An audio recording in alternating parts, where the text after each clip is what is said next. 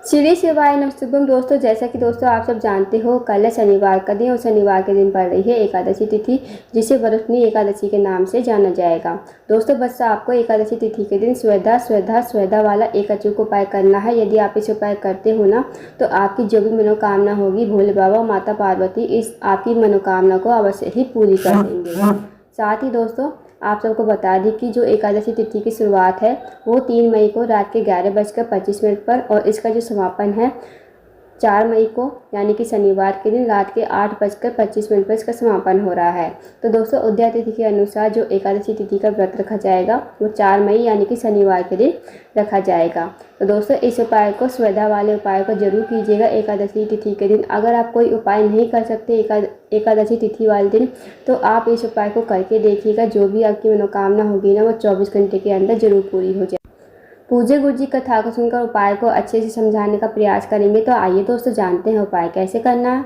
दोस्तों पहला जो उपाय है मनोकामना पूर्ति के लिए है। यदि आपकी कोई मनोकामना है काफ़ी दिनों से अधूरी पड़ी है, तो बस आप इस उपाय को कर लीजिए। इस उपाय करने के लिए आपको लेना है सिर्फ 1 लोटा जल, और 1 लोटा जल आप लेकर चले जाइए शिव जी के मंदिर में। इस उपाय को आपको सुबह के टाइम पर ही करना है, 4 मई शनिवार के दिन। आपको चले जाना है शिव जी के मंदिर में। शिव जी के मंदिर में जाकर सबसे पहले आपको 1 लोटा जल शिवलिंग के ऊपर श्री शिवाय नमस्तुभ्यम कहते हुए समर्पित कर देना है। उसके बाद दोस्तों आपको वहीं पर बैठना है, मतलब शिवलिंग के पास ही बैठना है, और आपको एक नाम बोलना है 3 बार, स्वेधा स्वेधा स्वेधा। ये नाम आपको 3 बार बोलना है। ये जो नाम है ना दोस्तों स्वेधा, ये पार्वती जी का नानी का नाम है। यदि आप इस नाम को भगवान भोलेनाथ और माता पार्वती के सामने बोलते हो तो वो बहुत खुश हो जाते हैं और आपकी जो भी मनोकामना होती है वो अतिशीघ्र पूर्ण हो जाती है। बिना मांगे ही आपकी मनोकामना पूरी हो जाती है। पर दोस्तों एक बात का ध्यान रखना, जब आप इस नाम को बोलोगे ना, इस नाम को बोलने के बाद सीधा आपको अपने घर पर आना है। आपको मनोकामना नहीं बोलनी है, बस आपको ये नाम बोलकर अपने घर पर आ जाना है। तो दोस्तों इस उपाय को अवश्य कीजिएगा। एकादशी तिथि के दिन करने वाला बहुत ही अचूक एंड विशेष उपाय है। साथ ही दोस्तों जो महिलाएं, जो बहनें मंदिर नहीं जा सकती एकादशी तिथि के दिन, या फिर वो मंदिर ही नहीं जाती हैं, तो उन्हें क्या करना है। उन्हें अपने घर पर एकादशी तिथि के दिन यानी कि शनिवार के दिन रसोई घर में आसन लगाकर बैठ जाना है। और श्रद्धा स्त्रोत के 11 श्लोक आते हैं दोस्तों, आप या तो जो पूजा वाली दुकान होती है ना वहाँ से बुक ले आएँ, नहीं तो आप गूगल पर सर्च करके भी श्रद्धा स्त्रोत के 11 श्लोक का पाठ कर लीजिए। जब आपके श्रद्धा स्त्रोत के 11 श्लोक का पाठ हो जाए तब आपको भगवान से प्रार्थना कर लेनी है, अगर हमसे कोई भूल हो गई हो, क्षमा हो गई हो तो हमें माफ़ करे और हमारी जो भी मनोकामना है मनोकामना को पूर्ण करे। बस आपको एक छोटा सा उपाय करना है। यदि आप मंदिर नहीं जा सकती तो अपने घर पर ही ये उपाय अवश्य कीजिएगा। अब जानते हैं दोस्तों अगले उपाय के बारे में। अगला जो उपाय है दोस्तों, यदि आपने किसी व्यक्ति से पैसा लिया है या फिर किसी व्यक्ति को पैसा दिया है, आपका पैसा लेकर भाग गया है, या फिर आपके घर का कोई व्यक्ति जुआ खेलता है, शराब पीता है, मदिरा पान करता है, या फिर वेश्यावृत्ति में बहुत ज़्यादा चला गया है, तो इस उपाय को भी अवश्य कीजिएगा। इस उपाय करने के लिए आपको लेना है सबसे पहले 1 लोटा तांबे का लोटा लेना है।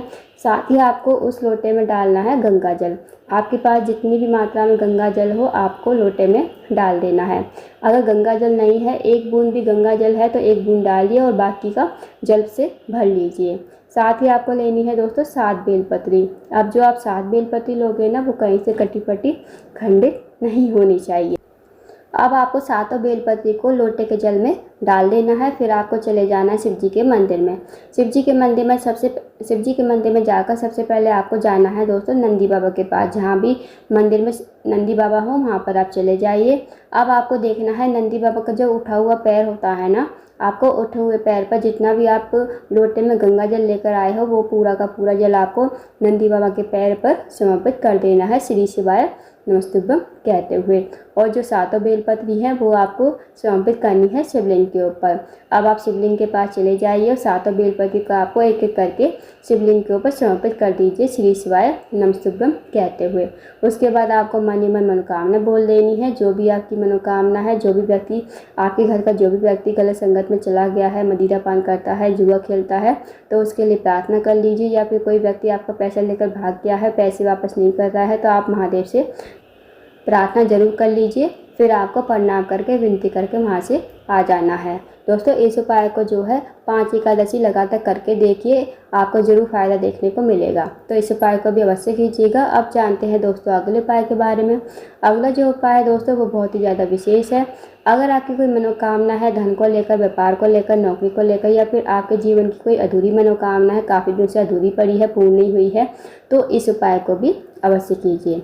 इस उपाय करने के लिए आपको लेना है 5 कनेर के फूल। जो 5 कनेर के फूल लोगे ना दोस्तों वो पीले कलर के होते हैं और भगवान शिव को अति प्रिय होते हैं। तो आपको 5 कनेर के फूल लेने हैं। साथ ही आपको लेना है 1 लोटा जल तांबे के पास में। अब आपको चले जाना है शिव जी के मंदिर में। शिव जी के मंदिर में जाकर सबसे पहले आपके पास जो 5 कनेर के फूल हैं वो आपको 5 स्थानों पर समर्पित करने हैं। सबसे पहला जो स्थान है दोस्तों वो है गणेश जी का। और दोस्तों आप सबको पता होगा कि शिव जी का जो पूरा परिवार है वो जलाधारी पर ही विराजमान है। तो आपको सबसे पहला फूल कनेर का वो आपको गणेश जी के स्थान पर समर्पित करना है, श्री शिवाय नमस्तुभ्यम कहते हुए। आप दोस्तों गणेश जी का जो स्थान होता है जलाधारी के राइट साइड पर होता है, तो वहाँ पर आपको पहला कनेर का फूल समर्पित कर देना है, श्री शिवाय नमस्तुभ्यम कहते हुए। आप जो दोस्तों दूसरा कनेर का फूल है वो आपको भगवान कार्तिक के स्थान पर समर्पित करना है। भगवान कार्तिक का जो स्थान होता है जलाधारी के लेफ्ट साइड पर होता है, तो वहाँ पर आपको दूसरा कनेर का फूल श्री शिवाय नमस्तुभ्यम कहते हुए समर्पित कर देना है। अब जो दोस्तों तीसरा फूल है वो आपको माता असुरसुंदी के स्थान पर समर्पित करना है। माता असुरसुंदी का स्थान होता है वो जलाधारी के बीचों बीच में होता है। दोस्तों माता असुरसुंदी जो है शिव जी की सबसे छोटी और प्रिय पुत्री है, तो वहाँ पर आपको तीसरा कनेर का फूल समर्पित कर देना है, श्री शिवाय नमस्तुभ्यम कहते हुए। अब जो चौथा फूल है वो आपको पार्वती के हस्तकमल पर। अब दोस्तों पार्वती का जो हस्तकमल होता है आपने देखा होगा नीचे गोल गोल कटी भाग होता है, तो वो जितना भी गोल गोल कटी भाग होता है ना दोस्तों वो पूरा का पूरा पार्वती माता का हस्तकमल होता है। तो वहाँ पर आपको चौथा कनेर का फूल समर्पित कर देना है। अब दोस्तों जो 5वां कनेर का फूल है वो आपको अपने हाथ में रखना है। भगवान से प्रार्थना करनी है कि हे महादेव मेरे जीवन की ये मनोकामना है, मेरी ये मनोकामना को आप पूर्ण करें। तो आपको प्रार्थना करते हुए आप अपने अकॉर्डिंग प्रार्थना कर लीजिए।